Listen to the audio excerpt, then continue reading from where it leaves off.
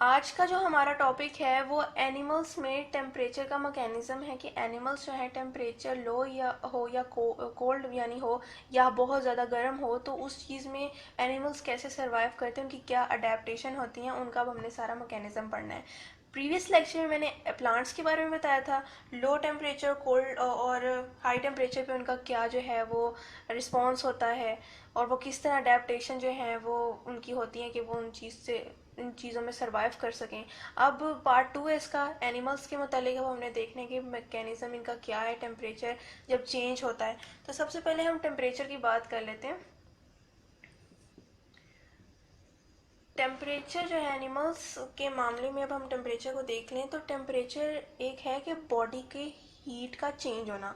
अब वो बॉडी का हीट का चेंज होना डिपेंड करता है या तो बॉडी खुद हीट प्रोड्यूस कर रही है, हीट प्रोडक्शन हो रही है थ्रू मेटाबॉलिक प्रोसेसेस, सेल के अंदर जो मेटाबॉलिक रिएक्शंस हो रहे हैं उसके नतीजे में जो बाय प्रोडक्ट हीट प्रोड्यूस हो रही है, वो वाली हीट जो है वो भी हो सकती है बॉडी की हीट को चेंज करने के लिए। और बॉडी की हीट को चेंज करने के लिए जो है हीट एनवायरनमेंट से भी ली जा सकती है या एनवायरनमेंट में दी भी जा सकती है और ली भी जा सकती है। तो उस वक्त इन सारी कंडीशन में जब टेम्परेचर चेंज होता है तो उस बॉडी के हीट के चेंज को हम टेम्परेचर कहते हैं। इसको डिफाइन कर लेते हैं कि the rate of change of body heat. Body की हीट चेंज हो रही है, अब उस पर कौन कौन से फैक्टर्स डिपेंड करते हैं। बॉडी की हीट मेटाबॉलिक प्रोसेस से भी जो है वो मेटाबॉलिक हीट से भी चेंज हो सकती है, हीट गेन से भी हो सकती है जो इन्वायरमेंट से ली जाती है फ्रॉम इन्वायरमेंट,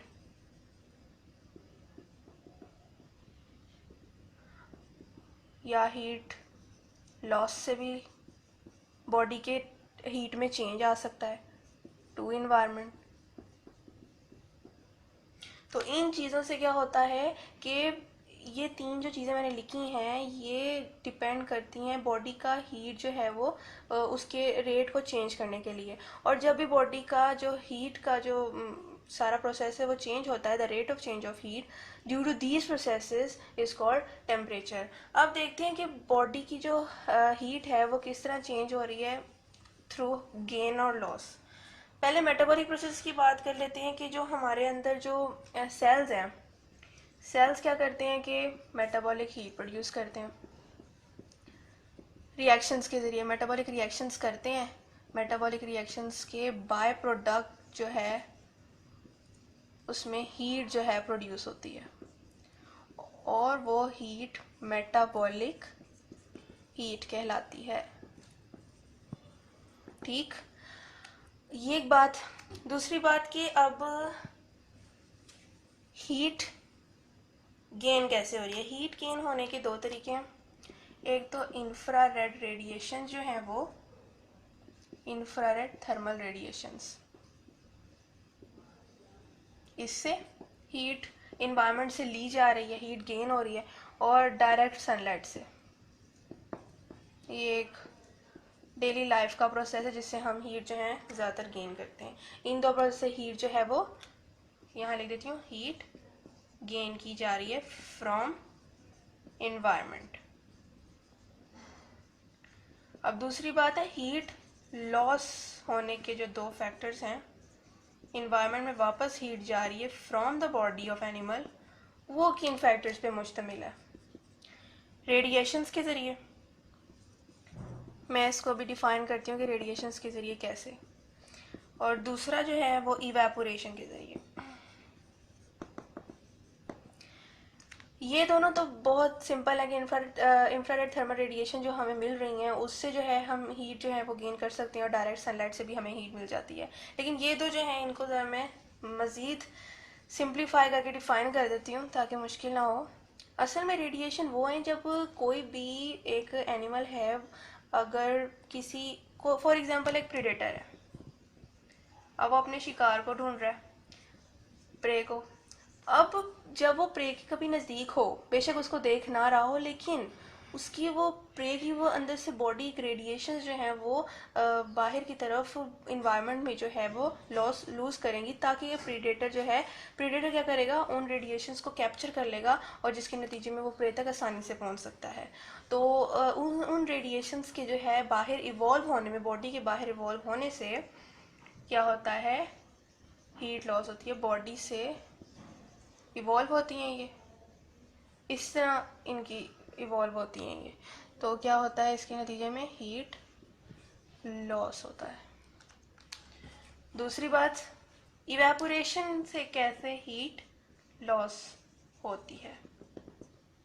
इवेपोरेशन में कैसे होती है कि इवेपोरेशन फॉर एग्जांपल हमारे बॉडी के अंदर बहुत ज़्यादा, या मैमल्स के साथ साथ बर्ड्स की बात कर लो, या दूसरे जो हैं उन मैमल्स की बात कर लो, तो जब बॉडी के अंदर हीट ओवर प्रोडक्शन हो जाती है हीट की, तो क्या होता है कि जो है स्वेट ग्लैंड्स जो हैं हमारे स्किन में जो मौजूद हैं वो ओपन हो जाते हैं, ताकि पसीने के ज़रिए जो है ज़्यादा जो है बाहर निकले हमारी हीट जो ओवर प्रोड्यूस हो चुकी है इन द बॉडी। क्या होता है कि ये एक्टिवेशन ऑफ स्वेट ग्लैंड पर मुश्तमिल होती है। स्वेट ग्लैंड जब एक्टिव होते हैं तो सिक्रीट करते हैं किसको, पर्सपायरेशन, यानी पसीने की सूरत में बॉडी की हीट कम हो जाती है, तो उस तरह भी हीट लॉस हो रहा है। और यही तो वो अडेप्टेशन है जिसके ज़रिए एनिमल सरवाइव करता है in the changes of temperature. अब कुछ टेम्परेचर्स की क्लासिफिकेशन है, यानी डिफरेंट एनिमल्स जो हैं डिफरेंट तरीके से अपनी बॉडी की जो हीट है उनकी चेंज हो रही है। तो हम देखते हैं कि वो क्या कहलाते हैं जो एनिमल्स जिस तरह अडेप्टेशन जो है वो रखते हैं। अब टेम्परेचर की क्लासिफिकेशन हुई थी एनिमल्स पे, उसमें क्या हुआ था कि ये डिपेंड किस चीज़ पे थी, ये थी वेरिएशन ऑफ थर्मल कैरेक्टरिस्टिक्स।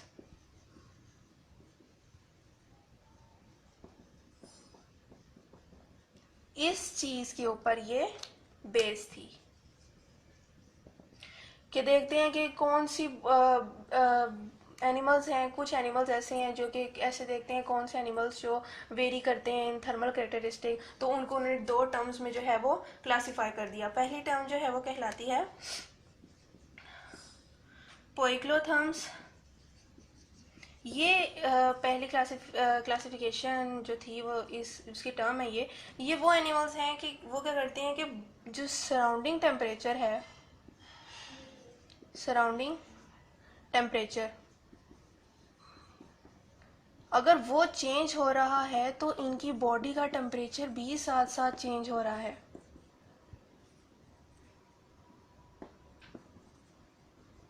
अच्छा जी, बॉडी का टेम्परेचर भी चेंज हो रहा है जिसकी वजह से ये अपना बॉडी का टेम्परेचर मेंटेन नहीं रख सकते हैं, इनका बॉडी का टेम्परेचर नैरो रेंज पे कभी नहीं रहता। तो यही एक वजह भी ये भी है कि ये हाइबरनेट कर जाते हैं, क्योंकि ये कोल्ड ब्लडेड होते हैं। जब फॉर एग्जांपल अगर बाहर का जो है टेम्परेचर कोल्ड हो जाए तो इनका ब्लड भी कोल्ड हो जाएगा, क्योंकि ये वेरी कर रहे हैं, इनका बॉडी टेम्परेचर वेरी कर रहा है according to the surrounding temperature. तो हाइबरनेट कर जाएंगे, यानी हाइबरनेट वो प्रोसेस है जिसमें वो ज़मीन के अंदर जो है वो छुप जाते हैं। देखा होगा कि लीजर जो हैं और इस तरह के जो वो एनिमल्स हैं वो क्या करते हैं कि रेप्टाइल सारे जो हैं हाइबरनेट कर जाते हैं जब कोल्ड वेदर होता है, क्योंकि उनका बॉडी का टेम्परेचर भी कोल्ड हो जाता है, तो वो अपने आप उसमें सर्वाइव करने के लिए उस टेम्परेचर में हाइबरनेट कर जाते हैं, जो कि हम नहीं कर सकते, इसीलिए हमारे लिए ये टर्म नहीं है। हमारे लिए जो टर्म है उसका नाम है होम्योथर्म्स। होमो मीन्स सेम होता है, इसका मतलब ये है कि जब बॉडी का जो टेम्परेचर है वो मेंटेन रहता है, वो क्या रहता है, मेंटेन रहता है इन अ फिक्स्ड सेटअप। हमारी बॉडी का जो सेटअप है वो 37 डिग्री सेल्सियस पे इस पे मुश्तमिल है, ये इससे आगे और पीछे जो है वो टेम्परेचर नहीं जाता या इस रेंज में रहता है। क्या होता है कि होम्योथर्म्स वो एनिमल्स की टेम्परेचर क्लासिफिकेशन है, जिसमें क्या होता है कि बॉडी का टेम्परेचर बाहर के टेम्परेचर के साथ वेरी नहीं करता। उसका एक अपना सेटअप है, फिक्स्ड जो है उनकी वैल्यू है, नैरो रेंज है जिसके अंदर वो हमेशा मौजूद रहता है, रेगुलेट होता है, और उनको हम होम्योथर्म्स कहते हैं। और वो हाइबरनेट नहीं करते, वो वार्म ब्लडेड होते हैं। उनका एक अपना बॉडी टेम्परेचर होता है जिसके अंदर अब ह्यूमंस भी आ जाते हैं, दूसरे मेमल्स भी आ जाते हैं ह्यूमन के साथ साथ, और बर्ड्स भी आ जाते हैं। और इनके अंदर बर्ड्स और कुछ और भी फिशेस भी थोड़ी बहुत आ सकती हैं, सारी नहीं, क्योंकि वो सारी फिशेज जो हैं ऐसी नहीं। लेकिन इस क्लासिफिकेशन पे बहुत ज़्यादा जो है वो रिजेक्शन आए थे। क्यों?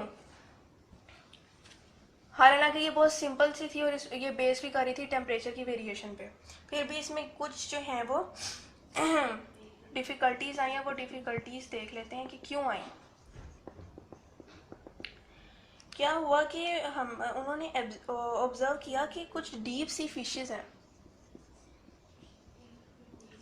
फिशेस चूँकि हमने कहा था कि पोइक्लोथर्म्स में शामिल होती हैं, बॉडी का temperature according to surrounding change कर रही हैं। लेकिन डीप सी फिशेस में देखा गया कि अपना बॉडी का जो टेम्परेचर है उसको मेंटेन रखती हैं to the constant natural surrounding. ये तो होम्योथर्म्स वाला काम कर रही हैं। ये इस बात का एतराज़ था एक इस क्लासिफिकेशन पर। दूसरा कि एक तो जो है फिशेस होम्योथर्म्स वाला काम कर रही हैं, और जो मैमल्स हैं वो पोक्लोथर्म्स वाला काम कर रहे हैं। इंटर एक्सचेंज हो गया आपस में। अब डीप सी फिशेज जो हैं, चूँकि अब मैंने बताया कि पोइक्लोथर्म्स में शामिल थी, और वो काम कौन सा कर रही हैं? होम्योथर्म्स वाला। अब कुछ होम्योथर्म्स हैं जो उन्होंने ऑब्जर्व किए थे, जो कि क्या काम कर रहे हैं? पोइक्लोथर्म्स वाला काम जो है वो कर रहे हैं। अब वो कौन से थे? उनमें आ जाती हैं बर्ड्स एंड मैमल्स। ये अपना टेम्परेचर वेरी कर रहे थे, टेम्परेचर अपने बॉडी का वेरी कर रहे थे according to surrounding temperature.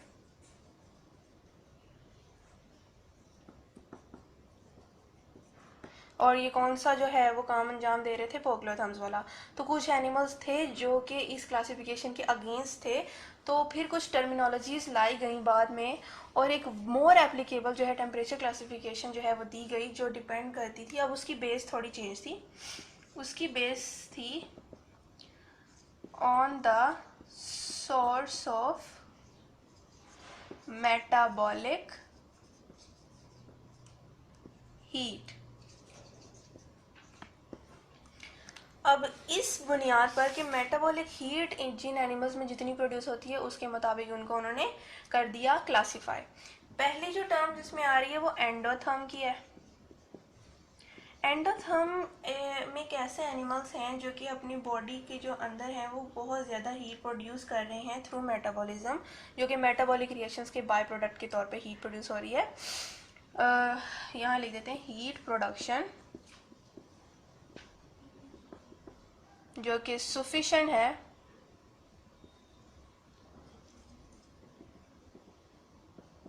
As a by product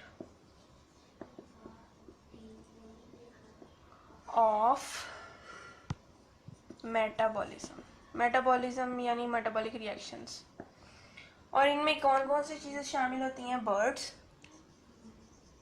mammals में हम भी, क्योंकि हमारे अंदर भी मेटाबॉलिक हीट प्रोड्यूस होती है जो सेल के मेटाबॉलिक रिएक्शंस के एज अ बाय प्रोडक्ट होती है। कुछ फिशेस भी हैं, सम फिशेस हैं, सारी नहीं, इसमें इंक्लूड है। और ये क्लासिफिकेशन देख लें हीट प्रोडक्शन पे है, और बेस भी मैंने यही बताई थी कि ये classification variation of thermal characteristic पर नहीं है। दूसरी टर्म ये थी एक्टोथर्म।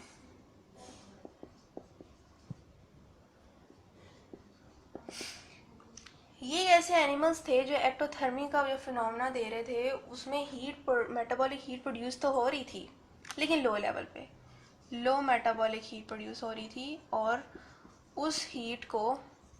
इस हीट को पूरा करने के लिए, यानी कि सफिशिएंट बनाने के लिए उनको सराउंडिंग से हीट लेनी पड़ती थी, सराउंडिंग से सराउंडिंग हीट गेन, जिसकी वजह से इनको एक्टोथर्म कहा गया। और इनमें क्या क्या चीज़ें शामिल हैं? इनमें शामिल हैं fishes, amphibians, reptiles, fishes, amphibians इनमें शामिल है, जो कि बॉडी में उनकी मेटाबॉलिक हीट कम प्रोड्यूस हो रही है, जिसकी वजह से उनको मैक्सिमाइज करने के लिए उस मेटाबॉलिक हीट को सराउंडिंग से हीट लेनी पड़ रही है। तो ये एक्टोथर्म हो गए। लास्ट है हेट्रोथर्म। ये भी मेटाबॉलिक हीट प्रोड्यूस कर रहे हैं, लेकिन ये अपने मेटाबॉलिक हीट को वेरी कर सकते हैं टू सम डिग्रीज जो है, यानी उनको रेगुलेट नहीं रख सकते इन अ नैरो रेंज। तो उन एनिमल्स को हेट्रोथर्म्स कहा जाता है, जो कि कैपेबल हैं ऑफ वेरिंग एंडोथर्मिक हीट, और जो है अपने बॉडी टेम्परेचर को रेगुलेट यानी नहीं कर सकते। वो टू सम डिग्रीज वो उसको वेरी करते रहते हैं, जो उनके अंदर एंडोथर्मिक हीट यानी कि मेटाबॉलिक हीट जो प्रोड्यूस हो रही है उसको वेरी करते हैं। हालांकि जो एंडोथर्मी थे यानी एंडोथर्म्स जो क्लासिफिकेशन थी पहली वाली, उसमें मेटाबॉलिक हीट प्रोड्यूस हो रही थी, लेकिन वो उसको नैरो रेंज में रखते थे, वेरी नहीं कर पाते थे वो वाले एनिमल्स जो इसके अंदर मौजूद थे, शामिल थे। लेकिन हेट्रोथर्म्स जिन एनिमल्स पर मुश्तमिल है वो मेटाबॉलिक हीट प्रोड्यूस तो कर रहे हैं एंडोथर्मी क्लासिफिकेशन के मुताबिक, लेकिन उसको साथ साथ वेरी भी करते हैं, जिसकी वजह से इनको अलग क्लासीफाई किया गया है। और इनमें बैट शामिल है, और बैट एक मैमल है, तो इसमें मैमल भी आ जाती हैं, और मैमल की बात भी हो जाती है, और हमिंग बर्ड्स भी हैं।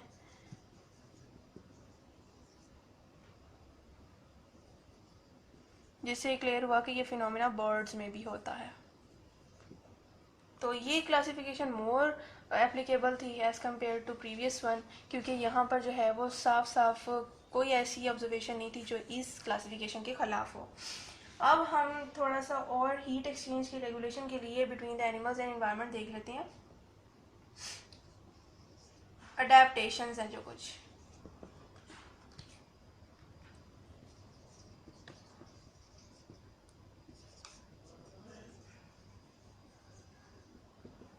ये between animals and it's environment है। पहली तो स्ट्रक्चरल अडेप्टेशन आ गई। स्ट्रक्चरल अडेप्टेशन से मुराद वो अडेप्टेशन है यानी कि स्ट्रक्चर में मौजूद चीज़ें जो हीट एक्सचेंज की रेगुलेशन का काम करेंगी, लेकिन फ़िलहाल सिर्फ उनकी मौजूदगी जो है उसको स्ट्रक्चरल अडेप्टेशन कहा जाता है। फॉर एग्जांपल इवेपोरेशन के लिए, इवेपोरेशन एक फिजियोलॉजिकल जो है वो अडेप्टेशन है, लेकिन उसको सरंजाम देने के लिए पहले कोई चीज़ मौजूद होनी चाहिए, और वो स्वेट ग्लैंड्स हैं। तो स्वेट ग्लैंड्स जो है स्ट्रक्चरल अडेप्टेशन है। फिर फैटी लेयर का होना स्किन के ऊपर एज ए इंसुलेटर जो काम करती है, इंसुलेट करती है, बॉडी जो है हीट लॉस नहीं होने देती, वो भी एक स्ट्रक्चरल अडेप्टेशन आ जाती है। और अब देखते हैं physiological adaptation.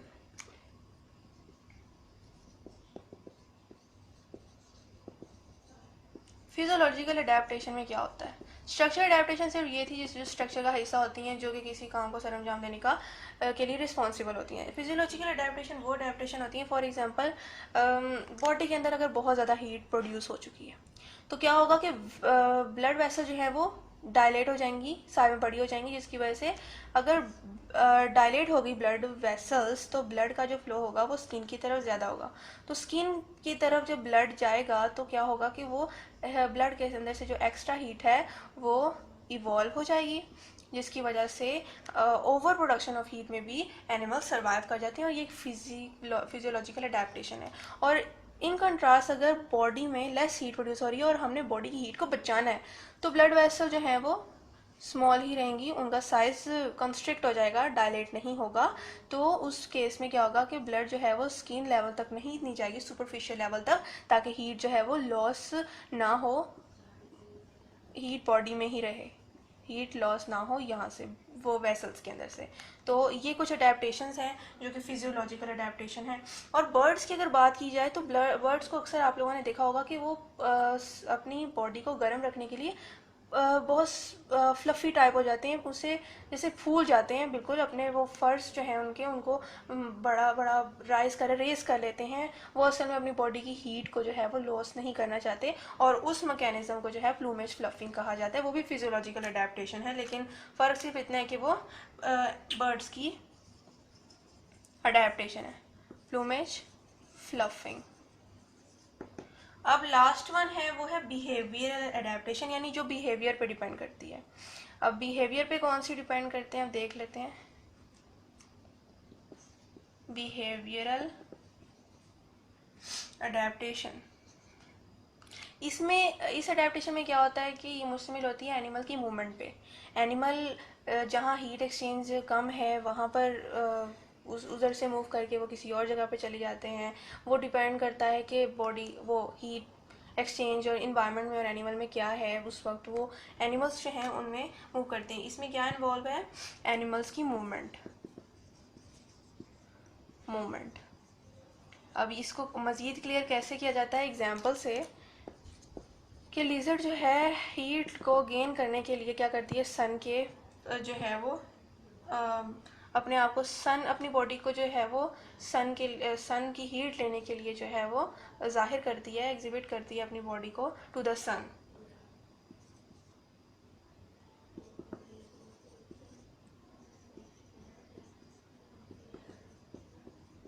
To gain heat. उसी तरह स्क्विरल्स हैं जो बुरोज में चले जाते हैं मिड डे हीट में, और एनिमल्स जो है अपना सरफेस एरिया जो है उसको भी एडजस्ट कर सकते हैं, जो कि हीट एक्सचेंज के लिए जो है वो डिपेंड होता है। एनिमल्स की मूवमेंट, यानी कि एनिमल जो है किसी ऐसे इन्वायरमेंट के हिस्से में जाते हैं जहाँ पर उनको ज़्यादा हीट चाहिए होती है या कभी कम चाहिए होती है, ये डिपेंड करता है कि इन्वायरमेंट क्या है।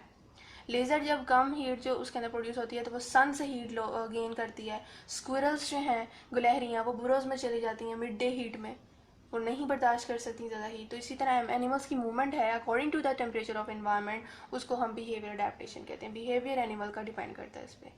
ये था आज का हमारा टॉपिक, जिसमें हमने देखा कि टेम्परेचर के चेंजेस में टर्मिनोलॉजीज जो हैं वो एनिमल्स में क्या है, एनिमल्स किस तरह अडेप्ट करते हैं स्ट्रक्चरली, बिहेवियरली, फिजियोलॉजिकली, रेगुलेट कैसे करते हैं अपना बॉडी के हीट को, और बॉडी हीट एक्सचेंज कैसे होती है, और रेगुलेशन के लिए ये 3 अडेप्टेशन जो हैं वो मैंने बताई। एक फिजियोलॉजिकल भी है, और एग्जांपल्स भी बताई कि, और क्लासिफिकेशन भी बताई कि क्लासिफिकेशन में जो पहली क्लासिफिकेशन थी वो रिजेक्ट क्यों हुई।